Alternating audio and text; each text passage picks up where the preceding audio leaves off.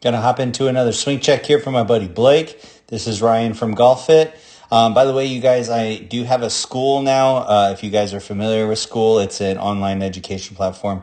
Let me know if you're interested. I can hook you guys up with a link and you can go take the course for free. And that will teach you what I call the Core 4, and that is designed to teach you what takes care of 80% of your golf issues. So hope that helps, and let's jump in here. So Blake, overall posture and setup, stands pretty tall, but not bad. Everything looks to be in order. This is not the best camera angle. Keep that in mind as we go through this, but I'm going to do my best to make it work. Okay, so taking the club away, club goes through the hands, up that primary swing plane line. All of that looks good. Loading into the right knee looks good. Getting him up to the top of the golf swing. This is where I'm noticing that his shoulders are leveling out because you can see how much his chin is digging into his shoulder, and his left elbow is very high. So his shoulders have leveled out here rather than maintaining their tilt down towards the ball. All right. As we get into our downswing, this is where you're going to see that kind of affect it. So he does get the shaft of the golf club parallel to the primary swing plane line from this angle. I would be curious if it was a proper camera angle, if that was still the case, because it looks really steep from here. Okay.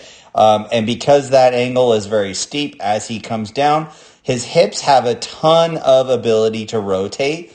And because his hips rotate so efficiently, his upper body is going to follow the hips. And you're going to notice how as he unwinds here, everything is pulling left really hard. Okay. Now, he also has a squat and thrust, or squat and jump in his swing. And part of that is because that's how he generates power using his ground force there. But the reason why it's not working is because his upper body has spun out and so far left that it's causing more of an issue. Now, what I would do here is, one, I would maintain that shoulder tilt on the backswing, but then as you start your transition, you really want to feel like everything is dropping into your back right pocket. And then from there, you're going to increase that right shoulder tilt. And by getting that right shoulder to tilt down more, it's going to make it harder for you to spin left. So really jamming that right shoulder into your right side, and then really trying to swing out to a first base position rather than pulling really hard to the left. Now what that's going to do is it's going to change the path of the club, and it's going to help you swing more inside out so that you're able to produce more of a draw ball flight.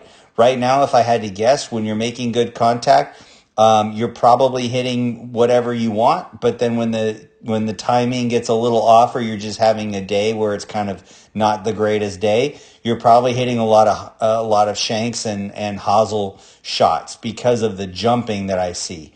And that jumping can cause you to leave the club face open and to hit the hosel. So I don't know if that's the case because we haven't officially spoke about your issues, but I would say that that's probably my educated guess there.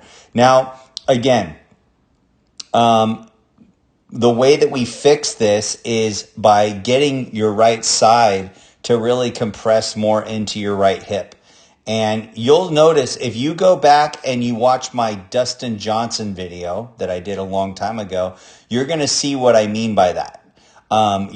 If you compare your posture at the hitting position compared to that Dustin Johnson video on one of my previous videos, and just take a side comparison of those, you're going to see a huge difference. And Dustin Johnson actually plays a fade. He doesn't even play a draw. But what I would encourage you to do is to get into a more similar hitting position as far as his transition on the way down and what he does at impact. I hope that makes sense. I hope that helps. As always, aim small, swing smooth. Peace.